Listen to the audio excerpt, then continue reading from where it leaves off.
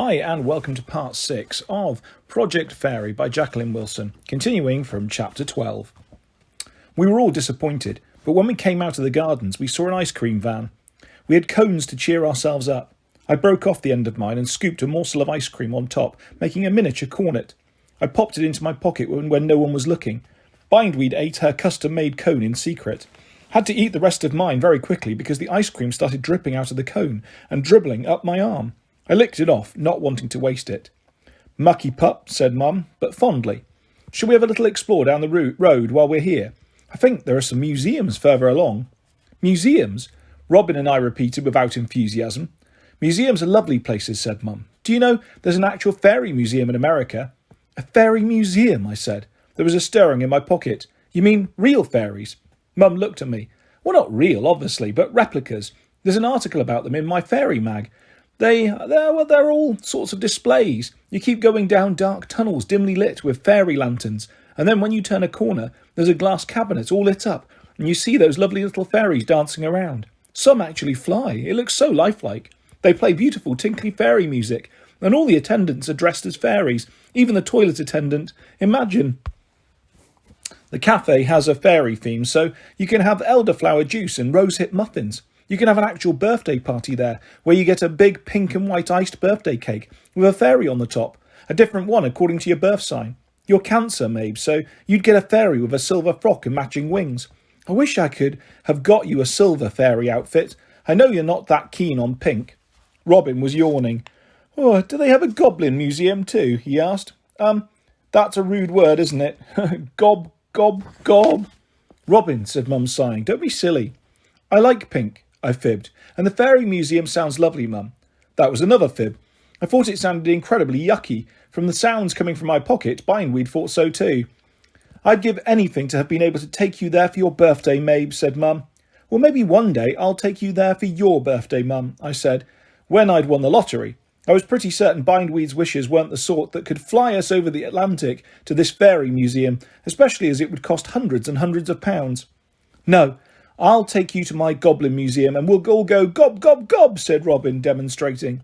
"Robin, stop that, or we'll take you home straight away and shut you in Fido's kennel," I said sternly, trying to grab him.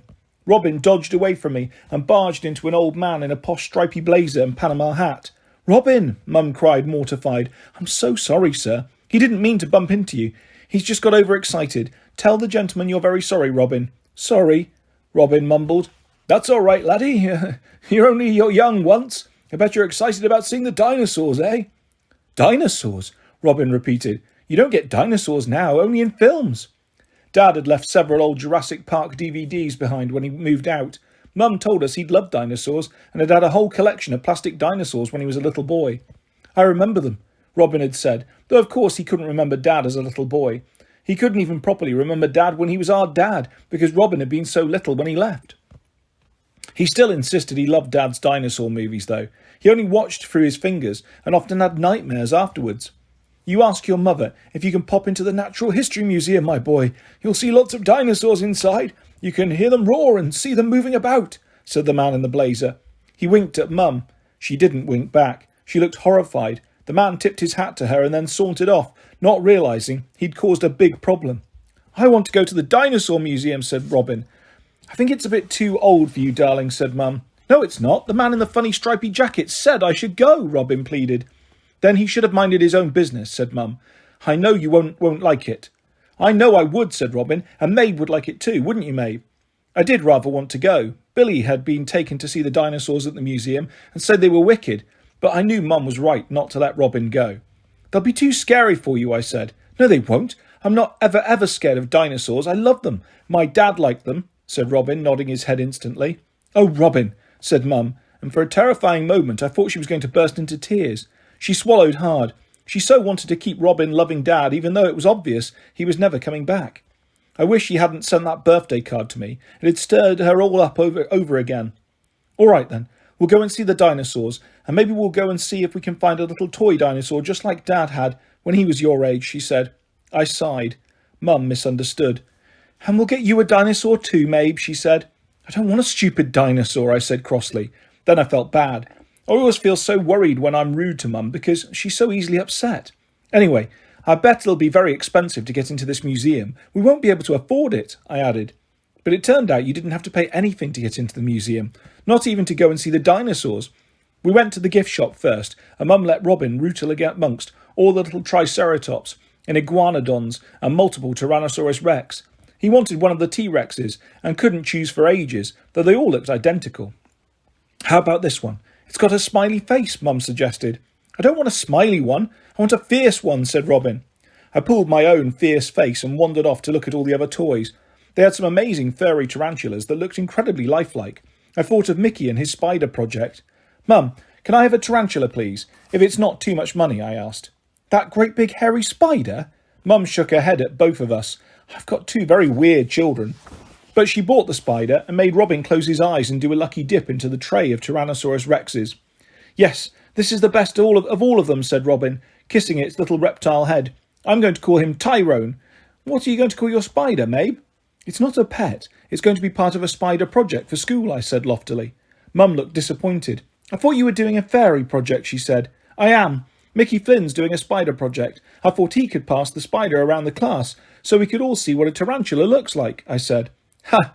Mickey Flynn's your boyfriend, said Robin. No, he's not. He's a mate, I said.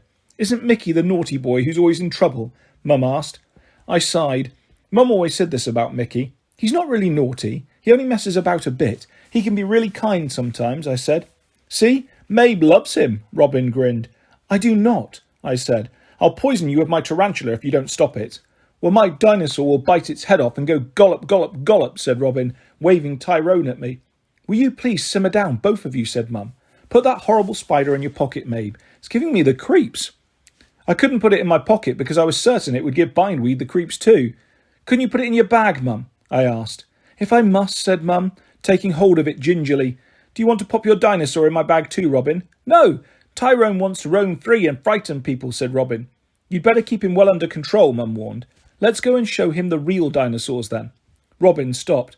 They're not really real, are they, Mum? No, they're just very lifelike models, that's all, said Mum. They've got a special exhibition, but we don't have to go and see them if you don't want to. I do want to, ever so. Then when my daddy comes back, I can tell him all about them, said Robin. Oh, darling, said Mum, and she looked as if she might cry again. That's a good idea. It was a hopelessly bad idea because Dad was never ever coming back. It was silly of Mum to encourage Robin to think like that. He was only little and didn't understand. When Dad's cleared off without even bothering to say goodbye, it surely meant they stayed away forever. I always made out I didn't care, but it felt like someone was punching me hard in the stomach just thinking it. I actually started to double up with the pain of it, but remembered Bindweed in my pocket and stopped because I didn't want to squash her. Mabe, what's the matter, love? Mum asked. It's just a little squeezy pain in my tummy, I mumbled. Do you need to go to the loo? I didn't, but I nodded. We found the ladies' room and I locked myself in a cubicle, sat on the toilet, spread my dress out and wept silently. After a few seconds, I felt Bindweed emerging from my pocket and scurrying up my dress until she got to my shoulder. She reached out. I thought she might be going to poke me, but she touched my cheek very gently. It was already damp. You're crying, she said. Just a little bit, I mumbled. Keep your voice down. Mum and Robin are just outside. They might hear. What's the matter? Bindweed whispered right into my ear. Nothing. I'm simply being silly, I said. Don't you want to go and see these dinosaurs? Whatever they are, Bindweed asked. It's not that. It's Dad, I said thickly, blowing my nose on a piece of toilet paper. But you haven't got this Dad anymore, said Bindweed. I know, but I still miss him, I said. Why? Bindweed persisted. Because I suppose I still love him, I said. I know it's silly, but I wish I could see him again. Didn't you love your father? I didn't ever know him, said Bindweed, sounding surprised. Fairies don't live in families. I think my mother stayed until I flowered, but I can't say I remember her. Fairies don't waste time on relationships. We might mate occasionally on a whim, but then we go our separate ways. We don't bother with this thing called love. But love is the best thing ever, I sniffed, thinking of Mum and Robin and me all having a cuddle together. It doesn't look like it makes you happy, said Bindweed, wiping a tear from my cheek. Still, I'm willing to give it a try, even though you have so far failed dismally to find me a new home. Give what a try? I asked. Mum started knocking on the door of my cubicle. Mabe, are you all right in there? She called anxiously. Yes, Mum, I'm fine, I said, trying to stuff Bindweed back inside my pocket. It was difficult because she'd spread her wings for some reason and had puffed herself up until she looked unusually plump. I scrubbed my face dry with toilet paper and then came out of the cubicle. Mum took one look at me and gave me a hug. I normally feel really embarrassed if Mum hugs me in public now, but this time I gave her a big hug back. "Let me into the hug too," said Robin, wriggling between us. "Careful," I said, worried about bindweed. "Does your tummy still hurt then?" Mum asked. "No, it's just a bit of a squash," I said. "Tyrone doesn't mind being squashed. He squashes back and he bites," said Robin, making his dinosaur attack Mum and me. "Tell him to calm down or we won't take him to see his very big brothers," I said. "Come on then," said Mum. The dinosaurs were incredible, much more realistic than I'd imagined, though the gallery was so crowded you had to peer through people to get a glimpse of them. You could certainly hear them, though there was a general hubbub and several screams. "I can't see," Robin said, so Mum picked him up.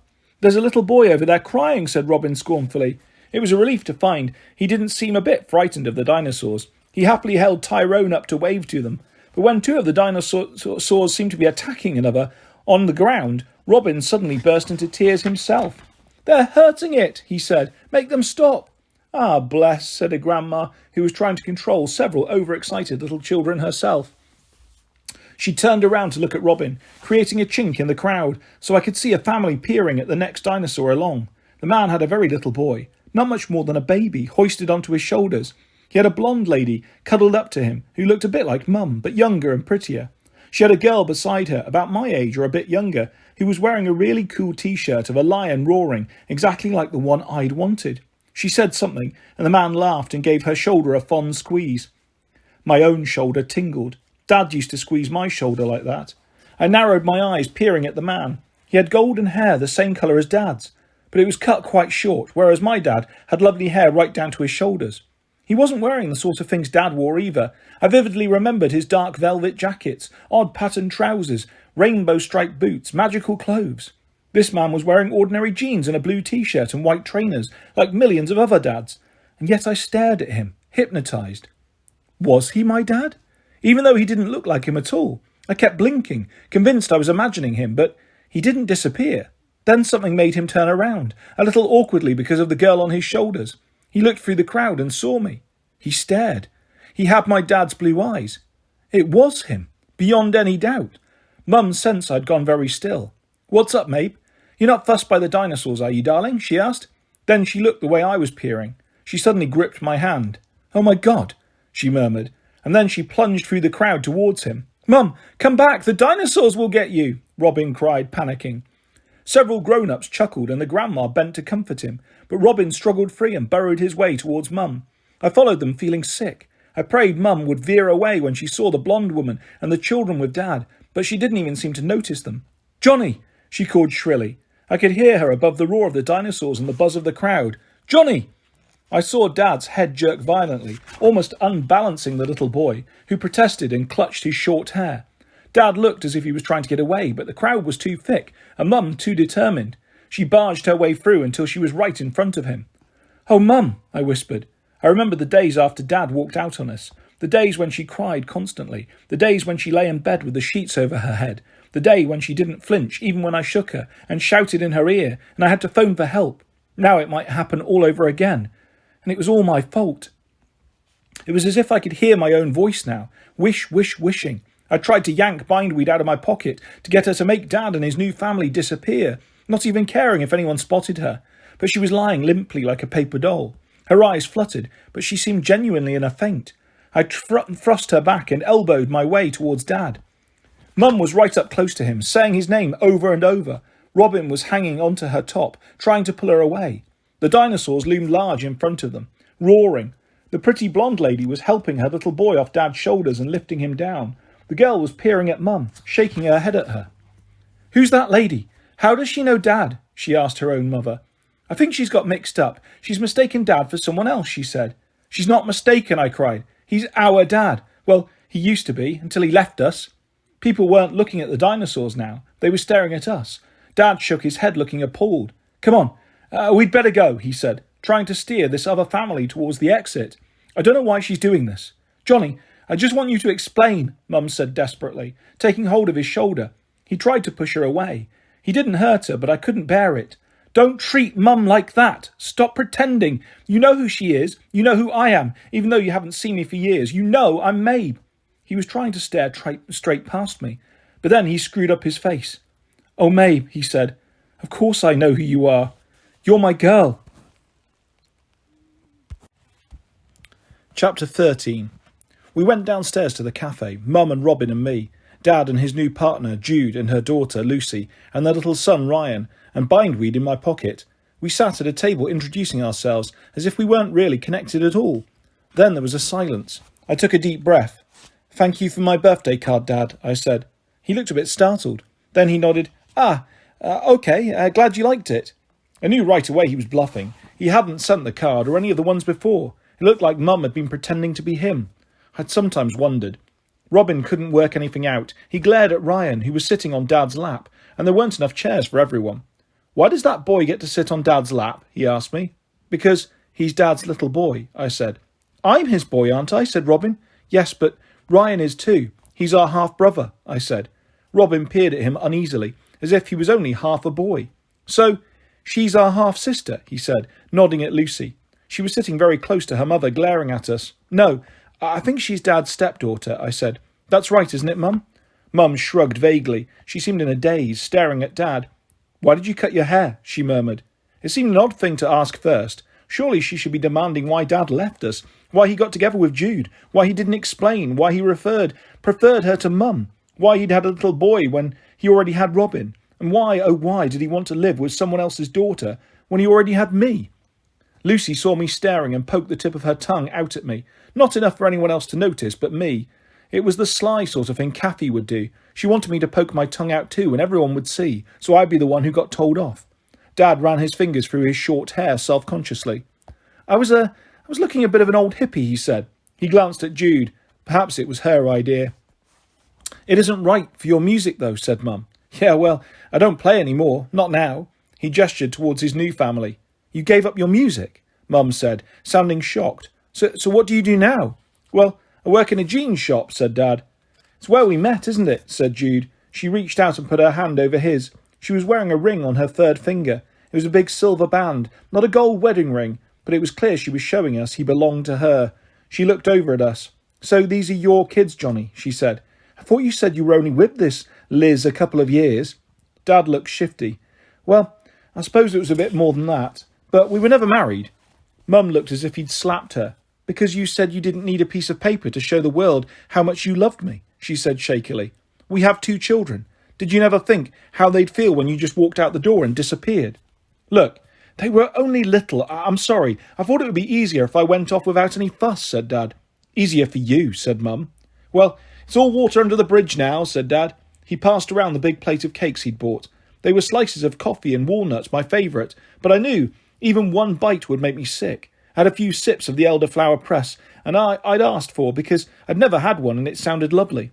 I thought Bindweed would like it, though I didn't know how I'd have managed to give her a sip. She seemed to have perked up a little and was peeping out over the top of my pocket. Had she really granted my wish and somehow made Dad and his new family appear as if by magic? Because if it was magic, maybe it wasn't my real dad. Maybe Jude and Lucy and Ryan didn't even exist. They were made-up people that she'd brought to life, the way Robin made up Fido. The adults were all staring at each other. I quickly reached out and gave Lucy's arm a poke. Ow, she said, and rubbed her arm furiously. She felt sorry. She felt real sadly. What's the matter, Lucy? Her mum asked. That girl poked me, she said. Look, it's all gone red. It had only been a tiny poke, but it had left a little mark. I didn't poke her, I said. Robin's eyes widened. He must have seen me. Don't be silly, dear, Mum said to Lucy. She made the word dear sound like an insult. Mabe would never poke anyone. She's not that kind of girl. She did poke, and it hurt a lot, said Lucy in a whiny voice. No, she didn't, said Robin. You poked yourself. I felt so touched that he was fibbing for me. Come on now, stop squabbling, kids, said Dad. Look, this doesn't have to be a big deal, does it? I didn't want this to happen now, but now it has. Let's make it work. It's good that you kids can meet each other, seeing as you're kind of relatives. No, we're not, said Lucy. They're not anything to do with me. OK, Luce, but Ryan is, said Dad. Ryan looked bewildered and started to cry. Hey, no, Grizzles, you're my big boy, said Dad. I'm your big boy, said Robin. Yes, Yes, you are, pal. You've grown so much. So come on, tell me all about yourself, said Dad. What do you like? I like dinosaurs, said Robin. And? Just dinosaurs, said Robin, shrugging. Oh, come on. What else? Football? Music? Ryan here's got a toy piano and he can pick out a little tune already. Can't you, Rye? I like all them things, and I can play a real piano, and I'm going to give a big concert and go on television, Robin blurted out. Really, said Dad. Come off it, mate. You're having me on, aren't you? Leave him alone, I said. Can't you see he's just trying to impress you? Sorry, no. So what about you, Mabe? Is she really called Mabe? Jude asked Dad. It's a lovely name, I said, though I'd always hated it. It's the name of the Queen of the Fairies. You're not into all that fairy stuff like your mum, are you? Dad asked. I flinched. Yes, I am. I'm actually doing a project about fairies at school, I said. You don't believe in fairies, do you? A big girl like you, said Jude, and Lucy sniggered. Yes, I do, I said firmly. Oh, Liz, have you filled her up with all that rubbish? Do you want her to turn into a laughingstock at school, said Dad. Mum had tears in her eyes. She's doing really well at school, top of the class, and very artistic. She's a girl to be proud of, both the kids are. That's great, said Dad. He gave me a silly thumbs up sign, and Lucy glared. You're great kids too, he said to her, and he gave Ryan's nose a funny little tweak. I hated watching. It was obvious that he loved them far more than us. Plus, he loved this Jude far more than Mum. He was looking at Mum with his eyes creased up, as if he couldn't believe he was once her partner. I'd seen photos of the two of them together. She looked so much younger then. She didn't have those sharp lines on her face. Her hair was much fairer and came right down to her waist. She was much prettier than Jude then, but then she got ill and anxious, and even though she was so much better now, she still always worried about everything. Worried they'd take us away again. Mum's not been well, I blurted out. Mabe, said Mum, don't. She had a breakdown because you left, Dad, I said. He shifted awkwardly. Well, you've always been bothered with your nerves, haven't you, Liz, he said. I suppose, she said, though she was shaking her head, looking dazed. No, she hasn't. We were happy together once. I can remember, I said. We had been happy, hadn't we? I thought of those walks to the swings, the times we went to the seaside and had fish and chips, the summer fairs when we all went barefoot in the grass, the Christmases when we opened our presents in Mum and Dad's bed. I can remember too, said Robin, making Tyrone walk along the tabletop with his weird long feet. And so can my dinosaur, he added, though we'd only had him about an hour. He suddenly made Tyrone spring into the air and land on Dad's wrist as he tried handing around the cake plate again. The dinosaur's hard little head banged against Dad's flesh as if he was biting it. Hey, stop it, Robin, that hurts, said Dad. It's not me, it's Tyrone, said Robin. Dad looked at Mum. Is he a bit backward? No, he's not, Mum said, snapping into herself again. He's very bright. He's simply very imaginative. She leaned forward. These are your children, John. No, we're not. Not any more, I said. I think you're right, Mabe, Mum said suddenly. She stood up. Come on, you two. We're going. Don't go now, Liz. We're just getting to know each other. Again, the kids and me, said Dad, though he looked relieved. Let her go if she wants, said Jude. This is so awkward. Is that what you think it is? Awkward, said Mum, staring at her. Well, it is for me. What's the whole situation like for me and my kids? Up till now, I thought you were simply some dippy girlfriend in Johnny's past. I didn't realise there were kids involved. You're not the only one who's got a right to be upset, you know, she said. Johnny's my partner now. Yes, and you're welcome to him, said Mum. She took Robin's hand. Come on, Mabe. I was having one more look at this Dad, who didn't really seem like he was my dad at all. Hang on. Are you still at that same address, Liz? I want to keep in touch with the kids, he said. We had to move, and we've moved on too, said Mum. We walked out together, Mum and Robin and me. I looked back once as we went out of the cafe. Jude was looking angry, clearly having a go at Dad. He didn't look too concerned. He was calmly eating a big slice of cake. We hadn't finished looking at the dinosaurs, but we couldn't bear the thought of going back in case Dad and his new family went back into the exhibition too. We hurried out of the museum. Robin hung on to Mum with one arm, and I took the other arm. She walked so quickly we had to trot. She was pressing her lips together so hard her mouth almost disappeared. Mum, I said, what shall we do now? Shall we find a McDonald's and have lunch? I said, though I wasn't the slightest bit hungry. I hoped it would cheer Robin up a little. He was always desperate to go to McDonald's. I think maybe we should just go home, said Mum. I'm looking for the bus stop. Oh, there it is. Look, a bus is coming. Quick. She rushed forward to join the queue, and we ran too, and managed to jump in on time. By the time we'd climbed up to the top of the bus, Mum was so breathless she could hardly speak. Robin and I sat either side of her, peering at her anxiously. Mum, I said again. Oh, please, please, please don't be too upset. I'm all right, darling. You mustn't worry about me, Mum said jerkily, barely able to speak. I can't help worrying, I said. Oh, Mabe, you poor love, Mum said, and put her arm around me. I've been such a useless mum. You're a lovely mum. It's Dad who's useless, I said fiercely. No, he was a good father in his way, said Mum, while he was with us, but I can't get over how different he is now. I don't think that man in the museum was my real dad, Robin said. He squashed right up to Mum and wriggled into her lap. I'm glad Tyrone bit him. Oh no, where's Tyrone? Oh, darling, you must have dropped him, said Mum. She clutched Robin tightly. I'd normally go back and look for him or maybe get you another, but I just want to get right away. I can't bear the thought of bumping into them again. Never mind, said Robin, making a huge effort. I'm not sure I like dinosaurs anymore.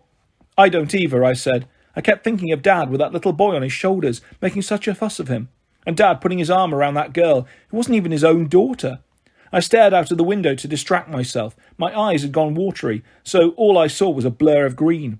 I thought it was Kensington Gardens again, but when I blinked hard I saw it wasn't a park. It was a big cemetery, with gravestones all over the grass. It was all a little wild and tangled around the edges, with ivy growing over some of the graves, and white flowers rioting in the hedges. Is that bindweed? I whispered.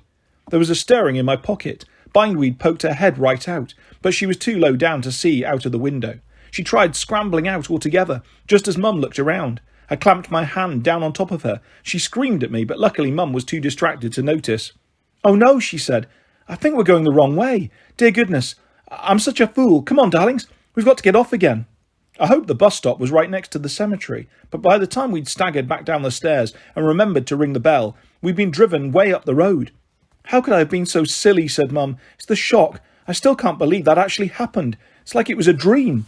A bad dream, said Robin. I didn't like that man. Don't say that. He's still your father, said Mum. Her face was screwed up and she rubbed the back of her neck. But he didn't really seem like the man he used to be. He looks so ordinary now. Still, I look different too. You look lovely, Mum, I said, as we crossed over to the bus stop on the other side of the road. Bindweed was still squashed in my hand, struggling to free herself. I stuck her back in my pocket, but kept my hand over her just in case. Mum, I don't suppose we could walk back a bit. There was a cemetery there, and I'd love to go and walk around it, I said, trying to sound as casual as I could. You want to go to a cemetery, darling? Mum said. What on earth for? Well, I just like the look of it, I said. I want to look at the gravestones. That's a bit morbid, isn't it? Said Mum. Maybe we'll go another time. I need to get home now. I'm starting to get one of my headaches. She was very pale, and I could see little beads of sweat on her forehead. My tummy started churning. Mum had had a whole series of headaches when she started to get ill before. Was the shock of seeing Dad going to make her ill all over again? Oh, Mum, I said, look, lean against the wall. Have you got any headache pills in your bag? Don't worry, we'll get you home. I patted her as reassuringly as I could. I shouldn't have taken my hand out of my pocket. Bindweed burst out of it and flew up into the air. I gasped. They'd see her. But Mum had her eyes screwed up, hating the dazzle of the sun, and Robin had his head bent walking up and down the pavement, trying not to tread on any lines. Come back, I whispered urgently, trying to catch Bindweed. She dodged upwards out of my reach. I need to go and find the place with Bindweed, she called. The traffic was so noisy, she could scarcely be heard. No, don't go. Not yet. I'll take you, I whispered. But she was flying away now, without a backward glance. She hadn't even said goodbye. I watched her, tears spilling down my cheeks. Don't cry, Mabe, said Robin, coming back to me. Dad really wasn't nice. I know, I said, wiping my eyes with the back of my hand. I could hardly see Bindweed now, just a distant shimmer as she flapped her wings. She was flying lower down, almost skimming the heads of passers-by. Then lower still, and then she suddenly dropped right to the pavement. She lay there, not moving, while people carried on walking in their hard shoes. Stay with Mum, I told Robin urgently, and I tore down the road towards Bindweed. And that is where we will leave part 6 of Project Fairy by Jacqueline Wilson. I'll be back soon with the next part of this fantastic story and lots more stories and videos coming your way very soon. If you'd like to subscribe or hit a like, that's always appreciated. Thanks for listening, guys. Take care. Bye-bye.